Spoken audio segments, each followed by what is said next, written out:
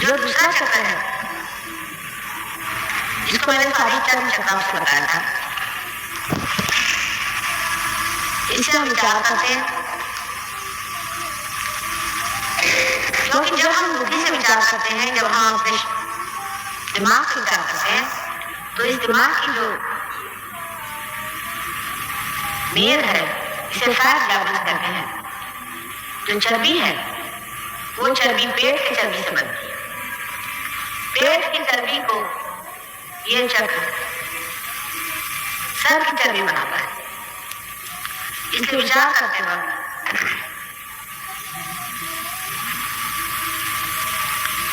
इस चक्र पे बहुत जोर पड़ जाता है। और जब विचार करने की जब आपको आदत लग जाती है, जैसे कि आजकल के आधुनिक लोगों को विचार करने की आदत है बीमारी, तब तो ये काम इतना ज्यादा इसे करना पड़ता है कि इसके कारण बने हुए जो बाकी के काम है वो सब बिगड़ने लग जाते हैं। जैसे मैंने कहा था कि डायबिटीज इसी कारण हो जाता है, क्योंकि पैंक्रियाज भी इसी से संचालित होता है। और क्योंकि ये चक्र दूसरी चीज में व्यस्त हो जाता है, जो दूसरी कार्य की उसकी जगह है, वो कमजोर हो जाती है। उसमें से पैंक्रियाज भी है, उसमें से स्क्रीन भी है, लीवर का ऊपरी हिस्सा भी है, किडनी भी है। इसलिए अति विचार करना और अति प्लानिंग करना कोई बड़ी अच्छी चीज नहीं शरीर की दृष्टि से, और समाज की दृष्टि से भी बहुत अच्छी नहीं। क्योंकि मनुष्य अधिक विचार तब करता है जब वो परमात्मा को नहीं मानता। एक हद तक जाने पर परमात्मा को छोड़ देना ही चाहिए। देवी माता में लिखा है संकल्प विकल्प करो। जैसे भाईताम, आप कहीं कार्य से जा रहे थे, आपने पूरा प्लानिंग कर दिया, रास्ते में एक्सीडेंट हो गया, आपके हाथ में चोट आ गई, आप जा नहीं पाए। काम होने का हो गया, जो होना तो बन गया। बहुत ज्यादा आपने प्लानिंग नहीं किया, समझ लीजिए, और आप टाइम पे नहीं पहुंच पाए तो काम नहीं हो पाए। इसलिए संकल्प नहीं करना चाहिए किसी चीज का कि हम ये करके ही दिखाएंगे या होना है, उसमें विकल्प आ जाता है। जब आप परमात्मा के साम्राज्य में आ जाते हैं तो उसके तरीके चलते हैं, आपको पूरा पता हो जाता है कि कहाँ चलना है, कहाँ जाना है, कैसे करना है, क्योंकि उसका प्लानिंग चलता है ना। अगर भाई साहब हमारे पार हुए होते समझ लीजिए, तो कभी भी उस रास्ते से नहीं जाते, उस वक्त जाते ही नहीं। ये होगा, आप देखिएगा, आप अपने लिखते जाइएगा कि जब से जो लोग पार हुए हैं उनके यह अनुभव है कि एक्सीडेंट हो भी गए तो किसी में चोट नहीं लगी, पूरी तरह से बच गए। और बहुत से लोगों को जाते ही नहीं, कुछ देर हो जाती है, कहीं कुछ हो जाता है, एक्सीडेंट पहुंच नहीं पाता। ये पार होने का बड़ा भारी आशीर्वाद होता है। क्या आप परमात्मा के साम्राज्य में आकर, जैसे आपकी गवर्नमेंट आपको देखती है, आपकी देखभाल करती है, जब आप परमात्मा के साम्राज्य में आ जाते हैं तो परमात्मा आपके साथ देखभाल करते हैं, उनकी गवर्नमेंट आपकी देखभाल करती है। इस तरह से जीवन की जो दुर्घटनाएं हैं, जिसे हम दुर्घटना कहते हैं, वो अवॉइड हो जाती है। असल में हर अच्छे आदमी के पीछे में सैटेनिक फोर्सेस लगे रहते हैं। जीवन में भी आप देखें, कोई भी शरीफ आदमी है, उसके पीछे में सैटेनिक फोर्स लगा रहता है। उससे कोई बचाव करने का तरीका नहीं, एक ही उसका तरीका है कि परमात्मा के आंचल में घुस जाओ। ये सब सैटेनिक फोर्सेस है जिनकी वजह से आप लोग तकलीफ उठा रहे हैं, जो आपके पीछे हाथ होकर लगे आपको परेशान कर रहे हैं। जिनसे बचने का तरीका आपके पास कोई नहीं। वो बड़ी सूक्ष्म होती है, उसकी शक्तियां इतनी सूक्ष्म होती है, आप देख नहीं पाते कब झपाटा मार दें, कब तंग कर दें, कब परेशान कर दें, उसको आप समझ भी नहीं सकते। लेकिन वो असर कर जाती है, जब असर कर जाती है तब आप एक फटाक करते हिसाब तो पता ही नहीं था कैसे हो जाएगा कैसे। तो उससे रक्षा करने के लिए परमात्मा का आंचल जब आपके ऊपर है तो कोई सवाल ही नहीं उठता कि आपको कोई तकलीफ। इस वक्त मृत्यु है तो उनकी बात और, लेकिन आदमी जब पार हो जाता है तो उसकी मृत्यु उसके नाक मुंह से नहीं होती, उसके संस्कार से होती है। उसके मुंह में नाक में खून नहीं आता। अभी तक हमारे सहयोग में आपको आश्चर्य होगा, सिर्फ 1 या 2 आदमी मरे, हजारों लोग हम जानते हैं, वो भी सब 70 साल 75 साल के। एक तो 98 साल के मरे और एक 73 साल के मरे। जलवायु भी आपको जाता है, अकस्मात मृत्यु जो होती है ये सब सैटेनिक फोर्सेस से होती है, क्योंकि आपको उनका अंदाज नहीं, वो किसी वक्त आके आपके ऊपर हाथ मारती है और उसलिए आप दुखी होते हैं। और सारी चीजों को गड़बड़ कर देंगे, क्योंकि उनका अपना प्लानिंग रहता है। आपने कोई अच्छा ही काम करने का प्लानिंग किया होगा, लेकिन वो बीच में हाथ मार डाले। लेकिन अगर आपने पहले से प्लानिंग नहीं किया हुआ है, वो आपके मन को पढ़ सकते हैं। सैटेनिक फोर्सेस होती है, वो आपके मन को बच्चे से पढ़ लेती है। यहाँ तक उनका है कि अगर आप उनसे कुछ बातचीत करें तो कोई आदमी आपको मिलेगा, बता देगा मुझे पता है माता जी से आपकी क्या बातचीत है, वो आपके मन को पढ़ सकते हैं और बता देंगे कि हाँ आपकी आपस में बातचीत हुई, क्योंकि आपने सारा प्लानिंग किया हुआ है आपके मन में। वो आपके मन को पढ़ लेते, उनको पता है कि आप उस रास्ते से ऐसे जा रहे हैं, उनका आस पास खराब नहीं पता है, वो आप ऐसा करें।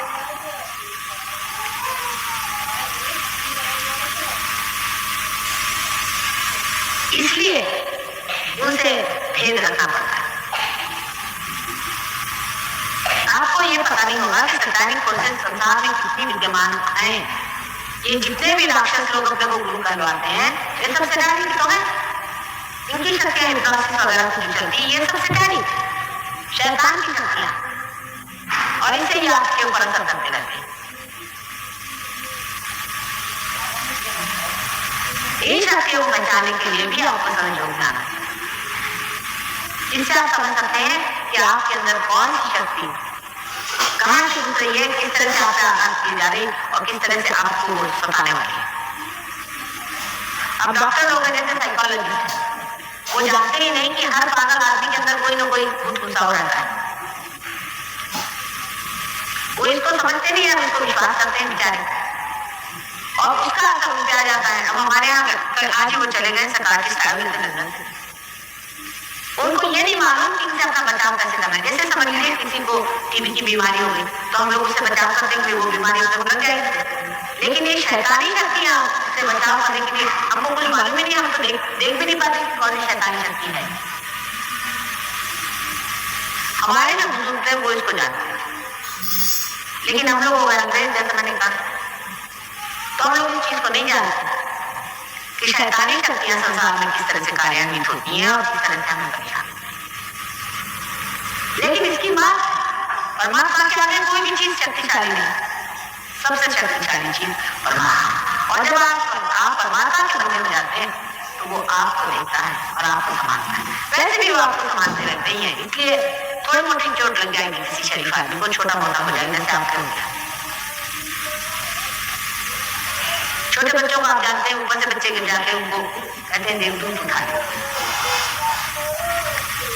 खास विशेष करके जो बच्चे प्रबुद्ध होते हैं, जैसे ये बच्ची है, ये पैदाइश ही ले रहा है, स्कूल ऐसे बहुत से बच्चे हैं, ये बचपन से बीमार रही है, क्योंकि इनके ऊपर हमेशा शैतानी हमला होता है। हमारे अंदर जो लेफ्ट साइड और राइट साइड की जो दोनों नाड़ियां मैंने आपको बताई थी सवेरे, उसे एक साइड में जब लेफ्ट में आ जाते हैं तो कलेक्टिव सबकॉन्शियस है, मैंने सामूहिक सूक्ष्म चेतन, और अगर राइट साइड में आ जाते हैं तो कलेक्टिव सुप्राकॉन्शियस। लेफ्ट साइड में ऐसे लोग रहते हैं मरे हुए कलेक्टिव सबकॉन्शियस में कि जो अभी तक तृप्त नहीं, आपको परेशानी नहीं, जो अभी तक तृप्त नहीं है और जिनकी आत्मा भटक रही है, लेकिन जो बहुत ही गंदे किस्म के, छोटे किस्म के, चोर चक्के ऐसे। और दूसरे किस्म के जो लोग होते हैं जो बहुत महत्वाकांक्षी होते हैं, एम्बिशियस लोग होते हैं, जैसे हिटलर स्टाइल के लोग, ये भी दूसरे साइड में अपने होते हैं कलेक्टिव सामूहिक। आज एक सामने से कहा कि आप मुझे मंत्र दीजिए माता जी। जो लोग मंत्र देते हैं बड़े धोखे में आपको रखते हैं, आपको पता होना चाहिए। जैसे आपको किसी ने राम का मंत्र दे दिया, आप तो कभी पूछेंगे नहीं कि भाई हमें राम का मंत्र तुमने क्यों दिया। अब आप रटने लगे राम राम राम राम राम। अब राम जो है वो कोई आपके नौकर तो है ना, उनको आप बुला रहे हैं, आपका क्या निकाल। सोचने की बात है कि जब आपको निकालेंगे तो आपको बुला कैसे रहा। एक छोटी सी चीज है, हमारे प्राइम मिनिस्टर साहब भी हैं, उनको अगर आपको मिलना है तो क्या आप उनके पास सीधे जाकर के कह सकते हैं कि मुराद जी हमसे बात करें। उनको मिलने के लिए प्रोटोकॉल होता है, 17 जगह आप जाइए, दौड़िए, इनसे मिलिए, उनसे मिलिए, तब मिल सकते हैं। और जो प्राइम मिनिस्टर आए वो इतने रास्ते मिल जाएंगे आपको, क्या बस बताने लग जाए वो आके हाजिर हो जाए। हो सकता है राम नाम का कोई नौकर ही हो इधर या उधर फंसा हुआ, जो आपके अंदर घुस आता है और आपको एकदम ऐसा लगता है कि वाह भाई मेरे को तो बड़ी शांति मिल गई, क्योंकि उसने आपका काम ले लिया, वो आपके अंदर आ गया, आपको लगा बस मेरा तो काम बड़ा था। ये आपने जाना नहीं कि आपने अपने को नहीं खोजा, ये कोई दूसरा ही अपने ऊपर ला दिया। और ये जो दूसरा वाला हुआ आदमी है, इसको अपने एक ही शरीर पर आप लाने चले जाते हैं। 5-6 साल बाद आप देखिए आपका शरीर क्यों थर करता है और आदमी कमजोर हो जाता है। इन शक्तियों से भी परिचित होने की बहुत जरूरत है। सहयोग में आने के बाद जब आपके वाइब्रेशंस आते हैं तब आप देख सकते हैं कि आसपास में किस तरह की शैतानी शक्तियां बीच चलती हैं और परमात्मा की शक्ति किस तरह से आपको हर चीज में कामयाब कराती हुई किस तरह से आगे बढ़े और किस तरह से वो रास्ता ढूंढ करके और आप सही रास्ते पर पहुंचाते। ये देखने लायक चीज, इसके अनेक अनुभव लोगों को आए हैं और आपको भी आएंगे, इसलिए आप पार होंगे और इस चीज को प्राप्त करेंगे। मैंने आपको नाभि चक्र के बारे में बताया था। इस चक्र में हमारी जो खोज है उसके बीज है।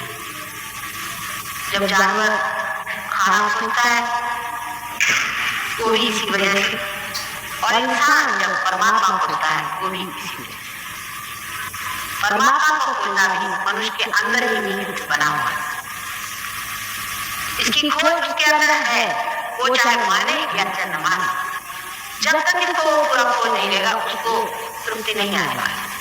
वो अपने को भूखा रखे थोड़ी देर, लेकिन उसको चैन नहीं आने वाली, उसको परमात्मा को खोज के निकालना है।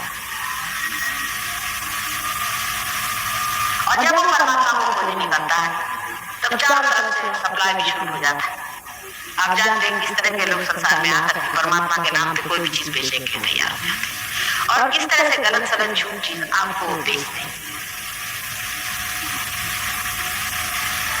और उनके बारे में कुछ भी कहिए, उनके बारे में इतना मालूम नहीं चलता है, चलता है, और तो भी लोग उन्हीं के चरणों में चले जाते हैं। क्यों जाते? क्योंकि एक तरह की मंत्र मुग्धता है, इंसान एक झूठ है, उस झूठ को माने और उस झूठ से छुट्टी नहीं पाता। बहुत मुश्किल हो जाता है उनको झूठ से छुट्टी पाना। इसके चारों ओर जो आप देख रहे हैं हरा रंग बनाया हुआ है, यही भवसागर है। मनुष्य के अंदर ये भवसागर है। इस भवसागर को पार करने के लिए कुंडलिनी को कोई न कोई सोपान, कोई न कोई ब्रिज बनना चाहिए और उस ब्रिज को सिर्फ सहयोग में घटित होता है। जब आप मेरी ओर हाथ किए हुए हैं या किसी भी आप ऐसे रियलाइज की तरफ हाथ करेंगे तो जो आपके अंदर में चैतन्य की लहरें जाती है वो आपके हाथ से गुजर करके नीचे में वहां पर एक सोपान बना देता है। उस सोपान से कुंडलिनी ऊपर में चढ़ के आ जाती है। लेकिन अगर इसमें कुछ खराबी हो, इस सोपान में या आपके नाभि चक्र पे या इसके चारों तरफ फैले हुए इस भवसागर में जहाँ की मुख्य स्थान है, अपने अंदर गुरु माने गए हैं असल में, इसको भी प्राइमोर्डियल मास्टर कह सकते हैं, जिसके बारे में मैंने आज बताया था आपसे। लेकिन छोटे गुरु, झूठे गुरु भी बहुत है, बहुत ज्यादा झूठे। और जिस आदमी ने किसी भी झूठ का बल्ला पकड़ा है उसके लिए कुंडलिनी यहाँ से चलती नहीं, वहीं अटक जाती है। उसके 2 चक्र पकड़ के, नाभि और नील। उस पर अगर किसी से पूछा जाए कि आपके गुरु कौन है तो उन्होंने बताया था फलाने भगवान भगवान जो भी नाम हो, नाम तो ऐसे उनके रखते हैं भगवान बेचारे फलाने हमारे गुरु। अच्छा, तो कहा जाए कि नहीं गुरु तो ठीक नहीं है क्योंकि आपकी कुंडलिनी होती है नाभि पर। अब आप हमारे पास पार नहीं के आए हैं ना, आप अपना इलाज कराने के आए समझ लीजिए। कोई बदतमीजी की तो हमें बताना होगा या नहीं। आपको अगर डॉक्टर से देखिए आपने खट्टा खाया इसलिए आपको नुकसान हो गया, तो क्या आप डॉक्टर से लड़ेंगे कि नहीं साहब डॉक्टर खट्टा खाना ठीक है? ये तो पागलपन की निशानी। लेकिन उस गुरु का लेकर के खड़ा खड़ा करेंगे। चलिए एक मिनट में इस बात को मान लें कि अगर हमारे गुरु होते तो आज हम पार होते। मैंने कहा कि अगर गुरु होगा तो हम तो उनके शिष्यों को पहचानते, उनके कुंडलिनी को पहचानते। हम तो किसी भी गुरु को नहीं जानते थे। जैसे कोई हमारे सामने आता था हम समझ जाते कि ये कौन से गुरु के चेले आए हुए हैं। जैसे महाराष्ट्र में गुरु थे और बहुत अपने को समझते थे, सन्यासी थे अपने को, सन्यासी लोगों से हम लोग बड़े अभिभूत रहते हैं, सोचते वाह सन्यासी आदमी आकर समझ। सन्यासियों से मैं इतनी घबराती, मैंने आपसे बताया कि सन्यासियों से बहुत घबराती।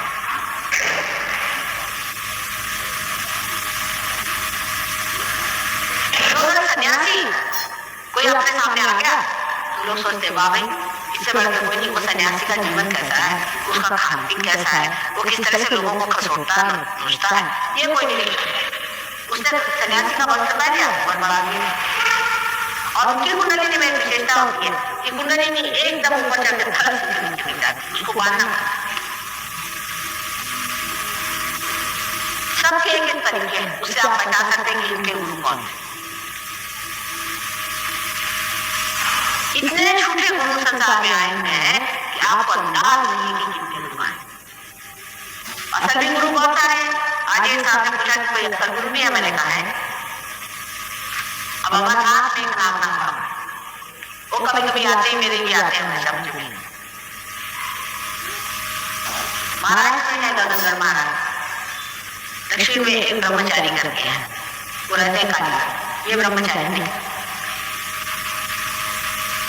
रंगूर में ऐसे हैं काफी लोग हैं, लेकिन वो लोग समाज में शहर से बाहर दूर जंगलों में। गंगाधर महाराज सबसे बताते हैं कि अब जब माही आ गई तो तुम कब मेरे पास आते। तो जब हम कोल्हापुर गए का जाए ऊपर देखा है तो हमारे सब शिष्य लोग कहने लगे माँ आप तो सब गुरुओं से वैसे बहुत परेशान है, इनसे क्यों मिलना चाहते। मैंने कहा बेटे जरा वाइब्रेशन देखो, वो साथ ही ऊपर चढ़ना था, हमने कहा हम तो चढ़ते जाएंगे उनसे मिलने। जब उन्होंने ऐसे हाथ किया तो उनके सबके अंदर हाथ में ठंडा ठंडा आने लगा। तो कहने लगे चलिए, जब ऊपर गए तो देखा बैठे थे मस्ती में अपने और बहुत तारा। कहने बरसात हो रही थी, सब भीग गई आप। अब देखिए कि इन लोगों ने कैसे प्रभुत्व चीजों पे कर लिया, बरसात पे, सूर्य पे, ये सब काम इन्होंने किए। लेकिन ये रियलाइजेशन बहुत कम देती। उन्होंने एक आदमी को रियलाइजेशन दिया। मैंने कहा कि भाई आपने रियलाइजेशन क्यों नहीं किया और लोगों को। तो कहने एक को दिया और काम पकड़े 25 साल उसमें हमने मेहनत करी हर एक चक्रों में। बात उनको टाइम बहुत लगता है, मेरे को तो लगता नहीं ना टाइम, मैं तो इसमें माहिर हूँ। लेकिन उनको बहुत टाइम लगता है बेचारों को, उन्होंने मुझे को हजारों वर्ष लगे वाइब्रेशन पाने में। कल एक पे मेहनत करी, उनका नाम है महाराज। कल आप आने की कभी देखना, आपको पता होगा तो मुझे उसका वो भी नहीं देखेगा। तो कहने लगे कि वो कामिनी और कांचन के पीछे पड़ा हुआ। रियलाइजेशन के बाद, परिशुद्धि के बाद, उसके बाद एक दिन ऐसा इत्तेफाक हुआ, उनसे कुछ मुलाकात हो गई हमारी। किसी के यहाँ आए हुए थे, मतलब इतनी शुरू थी उनकी पूरी समय, औरतें औरतें भी लेकर बैठे हुए थे। कभी कहने लगे कि हमारे महाराज जो है आप मुंबई आते हैं आपसे मिलने के लिए। उनकी 108 वर्ष की उम्र है इन महाराज की जीवनी के बाद। वो तो कभी छोड़ते नहीं थे अपना तकिया, वो क्या जरूरत था नहीं, मतलब इनके पेपर तैयार आता होगा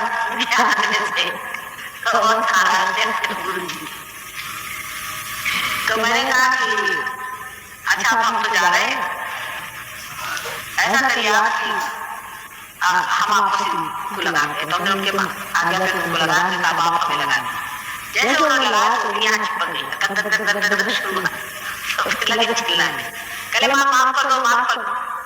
मैंने कहा फिर से अपने गुरु के ऐसे कहा देख लेना, उससे बुरा नहीं। अपना आगे तो पूरा पकड़ा हुआ, क्या बात करते भगवान, शर्म आती तुमको तभी और लोग साथ यहाँ बैठे हो। इतनी उन्होंने 25 साल तुम्हारे पर मेहनत करी हुई, चले जाओ मैंने कहा। लेकिन बाद में डॉक्टर ने बताया कि उन लोगों से सबसे 1.25 लाख सोना और 1.25 रुपया सब ले लिया। उसके बाद मैंने उनसे कहा जब आए तो वो 1.25 जूता मांगा। हालांकि हमारी श्रद्धा इससे 125 की है, लेकिन हमारे हाथ उठेंगे तो 125 मानेंगे। माने वो तो रियलाइजेशन के बाद इनकी करेंगे, तो जो रियलाइज ही नहीं है, जिन्होंने यही शुरू से प्लान कर लिया कि किसको कैसा लूटा और किसको कैसे लूटे, ये तो पक्के चोर बिलंदर है। बहुत से लोग जेल से छूटने के बाद शुरू बन जाते हैं, आप लोग आएगा उसे नाराज होने की कोई बात नहीं। जो असलियत है उसे समझ ले, मैं आपकी माँ हूँ, मुझे आपको आगा करना है। अरे गली पूछे में एक गुरु बैठा है, जरा आप उसका पता लगाएं, आगे जब पुलिस लगा दें इनके पीछे में सबको, तो पता हो जाएगा कि आज 50% लोग जो जेल से निकले हुए घूम रहे हैं। बम्बई वाले यहाँ आएंगे, यहाँ वाले बम्बई जाते हैं। इससे अच्छा और कौन सा तरीका था लोगों को ठगने का? इससे रावण ने दंड को तक ठग लिया था। जितनी भी बदसूरत चीज हो उसको ढकने के लिए बहुत खूबसूरत चीज उस पर लगा दी, वो चीज ढक जाती। आपसे भी बढ़ के विदेश के लोग बेचारे बड़े सीधे हैं, वो कहते हैं कि वो तो कह रहे हैं वो भगवान है। अरे मैंने कहा वो कहने को लगता क्या है, ये भगवान है कह दिया, कहले उन्होंने तो पेपर में छपवा दिया। मैंने कहा लगता क्या, पेपर में पैसा दे दिया अभी वो कह रहे हैं, इसका मतलब हो गया वो सच्चे ही, क्योंकि ये लोग इस तरह के हैं, सोचते नहीं कि हम लोग भी जो कहते हैं उसका कुछ माने होता है। यहाँ तो किसी कहने से कुछ लगता ही नहीं।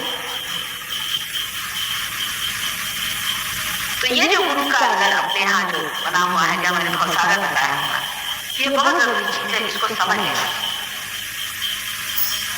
और इसलिए हम तो सबको खुलेआम कहते हैं, हर एक के बारे में 1970 से हम खुलेआम सबके बारे में कह रहे हैं, नाम ले लेकर के सब, और बता दें कि क्या क्या करना था खुलेआम। लेकिन किसी की आज तक हिम्मत नहीं हुई कि ना हमारे ऊपर किसी ने केस की, ना किसी ने पुलिस में दर्ज किया, ना कुछ, खुलेआम के नाम ले लेकर के बता रहे हैं ये किस कदर के बदमाश है। किसी की हिम्मत नहीं। हालांकि सब लोग हमें आकर कहते हैं कि माँ तुमको नहीं मालूम है तुम्हारा मर्डर कर देंगे। मैंने कहा करेंगे, मैं देखूँ कौन करता मेरा। ना किसी ने शिकायत की, ना किसी एक अक्षर हमारे विरोध में कोई नहीं बोला, क्योंकि इनको मालूम है कि सारी कोर्ट पत्तियां होने वाली। लेकिन इनके शिष्य जरूर ऐसे होते हैं कि जो मेरे से खिलाफत कर लेते हैं, पर वो लोग नहीं, वो लोग चुप्पी साधे बैठे, सब एक से एक बिलंदर है और सब आपको लूटना है, बेवकूफ बना रहे हैं। इसलिए सजग हो जाए और सतर्क हो जाए, इनके चक्कर में ना। और इससे बुरा मानने की कोई बात नहीं। माँ है, माँ सब बात सही सही बताएगी और आपसे पूरी बात बताएगी, चाहे बुरा माने चाहे भला माने। मेरे लिए तो बड़ा अच्छा, सबको अच्छा कहते फिर हो, बस आप लोग नाराज नहीं हो। वो लोग तो किसी को बुरा भला नहीं कहते, वो क्यों कहें? उनको आपको जेब से मतलब, आपको नचाने से मतलब है उनको, वो आपको किसको बुरा भला कहें? ईसा मसीह ने कहा था कि शैतान के घर में रहने वाले लोग आपसे बुराई करके कहाँ जाएंगे। लेकिन कभी भी आवाज उठाएंगे, लानत ने आवाज उठाएंगी, ईसा ने आवाज उठाएंगी।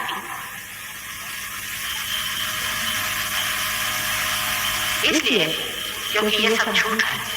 अब मुझे इसमें भी हर्ज नहीं है, स्मगलिंग करें, कुछ करें, पैसा कमाने कोई हर्ज नहीं, चलो नहीं पैसा ही कमाना, लेकिन क्या आपकी कुंडली खराब कर रहे हैं? जो आपका अधिकार है सहयोग का, जो परमात्मा का पाने का आपका अधिकार है, उससे हाथ मारते हैं। इसलिए मैं इनके विरोध में। अब जो उसके ऊपर का चक्र है, जिसके बारे में अभी तक तो मैंने बाकी सब चक्रों के बारे में बताया था, जिसे कि हम लोग हृदय चक्र कहते हैं। चक्र हृदय तो अलग है, हृदय में तो आत्मा का स्थान है। आत्मा जो है वो हमारे अंदर स्थित है और सारे हमारे क्षेत्र को जानता है, उसे क्षेत्र के कहते हैं। वही साक्षी है, वो हर एक चीज जानता है, हम क्या कर रहे हैं क्या नहीं कर रहे। कुंडलिनी जागरण से सिर्फ आपकी जो चेतना है, स्वतः जो चेतना है, वो आत्मा में लीन हो जाती है। अभी तक आत्मा आपसे परे, आत्मा से आप संबंधित नहीं है, वो आपकी अवेयरनेस में, चेतना में नहीं। जब कुंडलिनी जागृत हो जाती है तब आपकी चेतना में आत्मा आ जाते हैं, और आत्मा की सर्वव्यापी शक्ति है, आप ही सर्वव्यापी। इसको आगे आप सुनेंगे और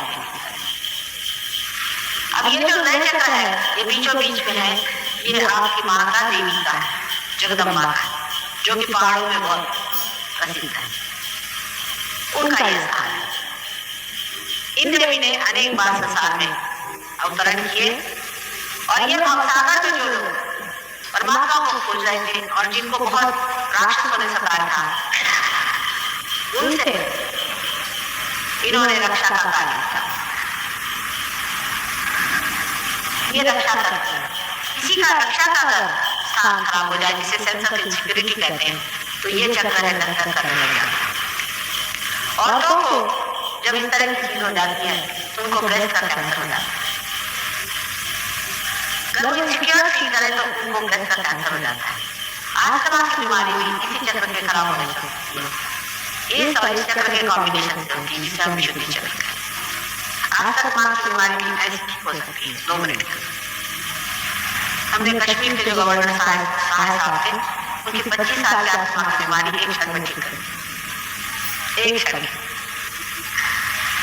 जब ये चक्र जागरूक हो जाता है, जब आपके अंदर जगदम्बा जागरूक हो जाती है, तो आपकी सुरक्षा बन जाती है, आप अपने को सुरक्षित महसूस करते हैं। इसलिए ये चक्र बहुत ही महत्वपूर्ण है। और इस चक्र को किस तरह से ठीक किया जाता है, ये भी अगर आप हमारा पैम्फलेट पढ़ें, इंग्लिश की किताब में बहुत अच्छे से लिखा हुआ है। इस मंत्र जागरण से ये चक्र ठीक होता है। इसके ऊपर ये जो चक्र है, ये मनुष्य के लिए बहुत ही महत्वपूर्ण है। पीछे भी इस जगह इसको विशुद्धि चक्र कहते हैं। इस विशुद्धि चक्र से 16,000 नाड़ियां हैं।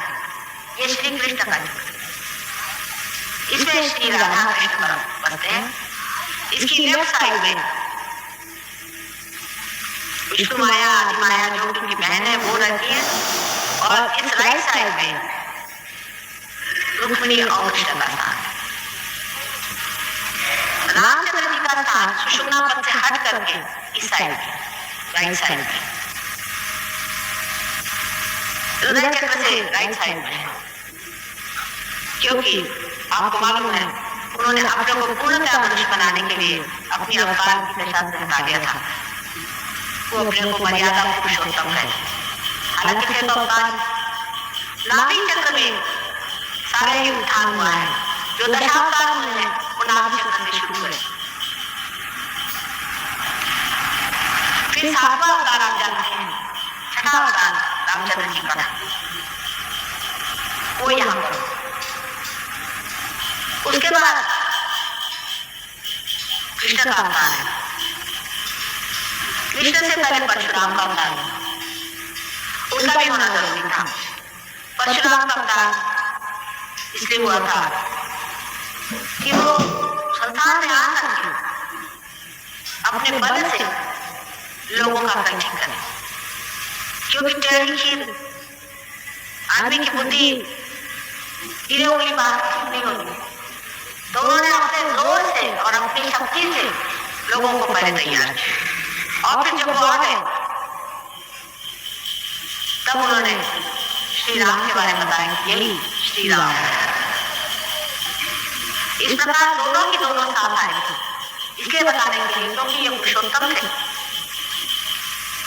क्योंकि ये मनुष्य के जैसे रहते थे।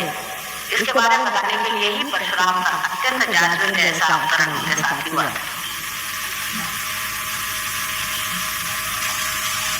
उसके बाद श्री कृष्ण का अवतार हमारे विशुद्धि चक्र में हुआ है। ये विशुद्धि चक्र एक बड़ी महान चीज। मनुष्य ने जब अपनी गर्दन जानवर से ऊपर उठा दी तब वो मानव हो गया, तब ये चक्र गठित हुआ है। श्री कृष्ण जो है ये विराट स्वरूप है, समझ लीजिए ये विराट है, और इस विराट के अंदर आप छोटी छोटी पेशियां हैं, आप भी विराट के स्वरूप हैं। आप जब जागरूक हो जाते हैं तो आप विराट से संबंधित हो जाते हैं। वही परमात्मा की शक्ति जिसे मैं कह रही हूँ, वही जो परमात्मा का साम्राज्य है, उसमें आप जागरूक हो जाते हैं। सारी पेशियां इस तरह से जब जागरूक हो जाती हैं तो पूरा विराट जागरूक हो जाता है। ये विराट की शक्ति है। अब मोहम्मद साहब ने जो अल्लाह को अकबर का नारा लगाया था वो इसका मंत्र है। आपको आश्चर्य, ये उंगलियां कान में डालकर ये उसकी उंगलियां हैं। देखिए कितने फायदे की बातें वो कर रहे हैं। ये उनकी उंगलियां हैं, यही विशुद्धि की उंगलियां। अगर ये उंगली पकड़ जाए तो समझना चाहिए विशुद्धि चक्र पकड़ है। और आप अगर पूछेंगे तो बताएंगे भैया मुझे मेरा गला था। इस उंगली को कान में डाल जब आप सर ऊपर करते हैं और अल्लाह ऊपर करके अकबर का मतलब विराट करता है तो एकदम विशुद्धि चक्र खुल जाता है। आपके देहरादून में विशुद्धि चक्र ज्यादा पकड़ा, इसके अनेक कारण हो सकते हैं, उसको आप समझ लें जो भी आपके अंदर हो। एक कारण ये हो सकता है कि आप जरूरत से ज्यादा सिगरेट पीते हो या तंबाकू खाते हो, उससे विशुद्धि चक्र पकड़ता है। दूसरा कारण ये हो सकता है कि आप गलत ध्यान धारणा करके और कोई गलत मंत्र है, उससे भी विशुद्धि चक्र। तीसरी चीज है तो सभी जुकाम का भी आपको ठीक से ख्याल न रहे और आप पहले जो चीजें वो खाते हो और अपने गले को खराब करते हो, उससे भी विशुद्धि चक्र पकड़ता है।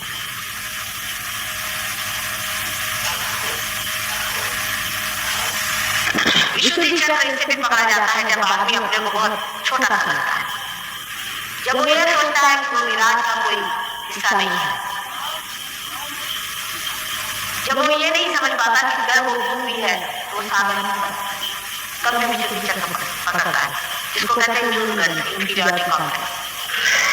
पांचवी चीज है जब उसको माँ बहन का ख्याल नहीं रहता है तब उसके लिए विशुद्धि पकड़ जाती है। या जो आदमी बहुत क्रोध से बातें करता है और दुष्टता से व्यवहार करता है उसका भी विशुद्धि पकड़ जाता है। ऐसे अनेक कारण, उसमें से जो भी कारण हो उससे हमें मतलब नहीं। गले में ऐसे कभी माला पहले कल एक साहब आए हुए थे, पता नहीं जाए जिन्होंने कोई माला पहनी, आप ही उनके साथ एक साहब बैठे हुए थे तो हमने उनसे कहा कि आप माला निकालिए तो उधर नाराज हो गए। फिर बाद उन्होंने निकाल ली, फिर आपसे हमने पूछा कि अपने चुपचाप पहने बैठे हुए थे अंदर में, तो हमने से पूछा कि आपके पिताजी कहाँ हैं, कब स्वर्गवास हो गया। मैंने कहा आपने कुछ पहना है, कल उनकी दी हुई कोई चीज है, तो कहने मार के पता नहीं आपको उनके गुरु ने दी हुई चीजें पहन के अंदर बैठे हुए थे और वो उंगली पर आगे कैसे बहुत सारे राइट हैंड में ये जो है ये हृदय राइट हैंड का जो रामचंद्र जी का वो पिता का लक्षण है, इसमें चमक मार रही थी, इस उंगली में चमक मार रही थी, इसलिए मैंने आपके पिता के बारे में पूछा। वो इतनी जोर की चमक थी उस समय समझ गई कि कोई ना कोई उनकी दी हुई चीज आपने पहनी हुई, ये आप भी समझ लेंगे। वो तो लड़कियों ने नहीं बता दिया था, मैंने तो बताया था लड़कियों ने आपसे बता दिया।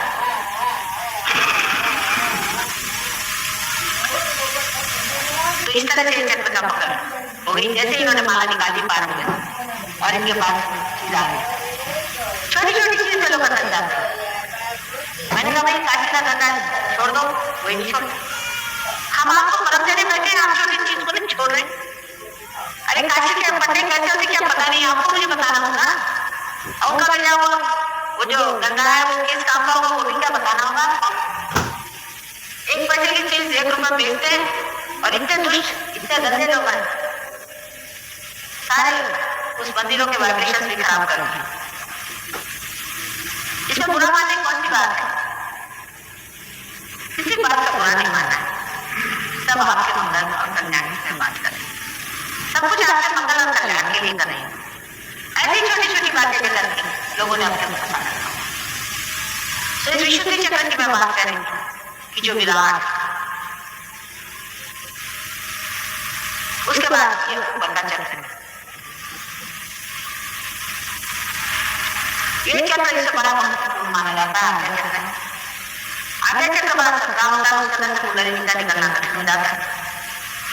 दोनों तरफ से जब ईगो और सुपर ईगो दोनों दबाते हैं तो ये चक्र और भी दब जाता है। जब आदमी किसी को क्षमा नहीं करता और आदमी किसी के बारे में सोचता रहता है कि मुझे ये सताया, मुझे वो सताया, मुझे ये तकलीफ दी, वो तकलीफ दी, ऐसे आदमी का आज्ञा चक्र एकदम पकड़ जाता है। और जो लोग चश्मा लगाते हैं उनका भी आज्ञा चक्र कुछ कमजोर होता है शारीरिक। इस आज्ञा चक्र के भी अनेक हैं, वो आप पढ़ेंगे तो आप मेरे पास जो किताबों से आप पढ़े उससे आप देख सकते हैं कि काफी लोगों ने उस पर लिख दिया आज्ञा चक्र के बारे में। इस आज्ञा चक्र पे महाविष्णु का स्थान है। अब आप लोग महाविष्णु के बारे में जानते नहीं, लेकिन देवी भागवत से पढ़ा होगा, उसने महाविष्णु के बारे में पढ़ा है कि बहुत बड़ा ये अवतार माना जाता है जो राधा जी का पुत्र था और वो संसार में आने वाला है ऐसा 14,000 वर्ष पहले कहा गया था। और वही अपने ईसा मसीह साक्षात मानव के अवतरण है। अब मैं जो बात कर रही हूँ झूठ है सच है कैसे जानना चाहिए, इसका एक बड़ा आसान तरीका है। आपके जब अग्रसर आ जाए तो आप पूछिए कि क्या ईसा मसीह महाविष्णु के अवतरण है, वही आज्ञा चक्र पे है, फौरन अग्रसर आना शुरू करें। आज्ञा चक्र पे जो लॉर्ड प्रेयर है वो इसका मंत्र है, लेकिन वो साक्षात ओम अवतरणों के नहीं, माने गणेश जी का अवतरण है। ओम प्रणव है, उन्होंने साकार अवतरण किया और इस संसार को तारण करने के लिए आएंगे, क्योंकि वो ओम और प्रणव है। उनकी मृत्यु जब भी हुई उसके बाद उनका पुनरुत्थान और कृष्ण उनके पिता है, क्योंकि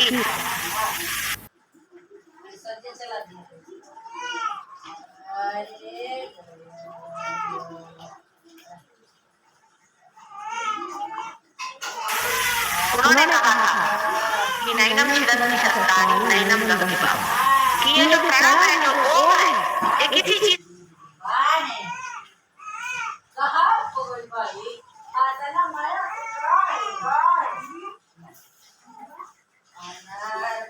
से भी कटता है और किसी भी चीज से ये बात नहीं होता है। उसकी सिद्धता करने के लिए महावीर का अवतरण था। कृष्ण उनके पिता थे, इसलिए उनको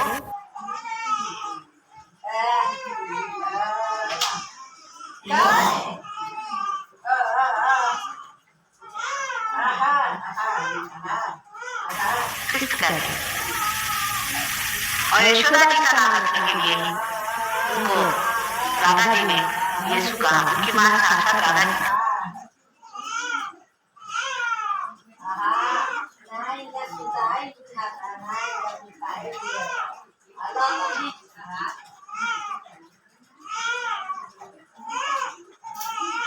महालक्ष्मी का अवतार है ये सब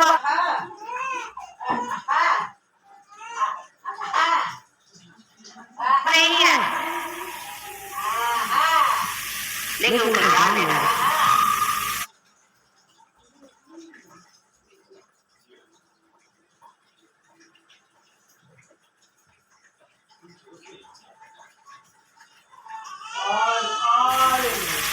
लेकिन प्रणव निराकार है, ओम निराकार है और साकार निराकार देखकर के बड़ा झगड़ा लोगों ने खड़ा करा हुआ।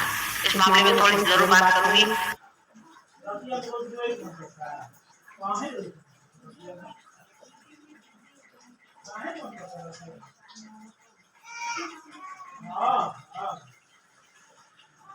नहीं तो ये भी एक जगह बना ही रहेगा परमानेंट, और खासकर आप देहरादून में तो काफी इस पे मैं देखती हूँ सनातन धर्म और आर्य धर्म आदि वगैरह काफी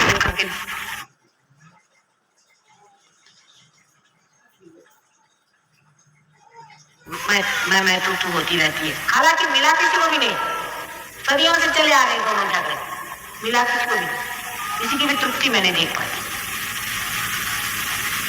अभी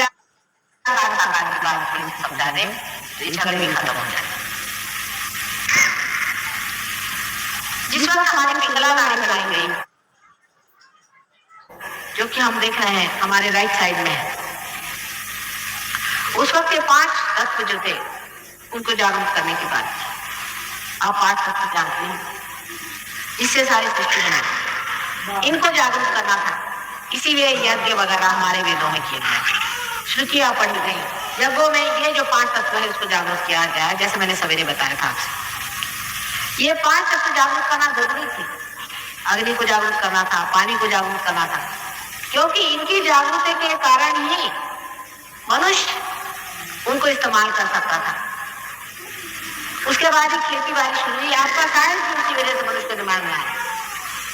अगर हमारी पिंगला नारी अगर जागरूक न होती तो हम कोई भी साइंस को खोज पाते, ना ही हम ये समझ पाते कि इन 5 तत्वों को हम किस तरह से इस्तेमाल करें, बिजली कैसे बनाएं और इस तरह से हम इस अग्नि को इस्तेमाल करें। अग्नि का तक हमें बताना, ताकि हम अग्नि भी न बना। ये सब हम बना सके, इसलिए राइट साइड की पूजा होती है, इसीलिए यज्ञ होते रहे। और निराकार में ही जो उनकी 5 शक्तियां, इसलिए निराकार की पूजा होती है उस समय में। लेकिन उसमें जब आगे लोगों ने सोचा कि अब जागरण कर दिए, अब आगे क्या, तो फिर मनन की चीज शुरू हुई। तब फिर सेंट्रल पार्क पे आ गए। जब सेंट्रल पार्क के सुषुम्ना नाड़ी में चलना शुरू हुआ, तो उनको दिखाई देने लग गया इन जगह ये देवता बैठे हुए हैं और ये देवता है। और ये जो 5 तत्व बने हैं, इसी से इन चक्रों की बॉडी भी बनी हुई, इनकी जो शरीर रचना है ये इन्हीं 5 तत्वों से बनी है। तो जब इन्होंने इन तत्वों को जानना शुरू किया तो देखा कि इनके देवता, तब इन्होंने मनन विधि में उन देवताओं को जानना शुरू किया, एक के बाद एक के बाद एक के बाद। तब इन्होंने कहना शुरू कर दिया कि नहीं, ये साकार भी इनकी चीज आती है, निराकार से साकार पे लोग उतरने लगे। जैसे जैसे चेतना बढ़ती गई वैसे वैसे आने लगे। उसके बाद जो साकार पे आ गए, उनका जो हाल हो गया आप जानते ही, इसकी पूजा कर, उसकी पूजा कर, रिचुअलिज्म आ गया, अंधश्रद्धा आ गई, धर्मांधता आ गई, बड़ा बुरा हाल हो गया। तब फिर एक बड़ा भारी आंदोलन हुआ। इतना ही नहीं, मोहम्मद साहब जैसे लोग संसार में पैदा हुए हैं, क्राइस्ट संसार में आए, इन्होंने सब नहीं कहा कि निराकार ही हो, साकार नहीं हो।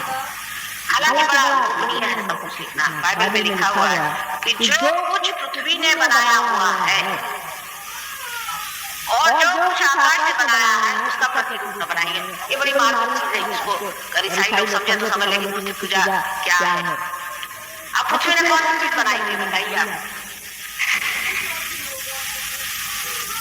उसकी प्रतिरूप करके उसकी पूजा नहीं करना चाहिए।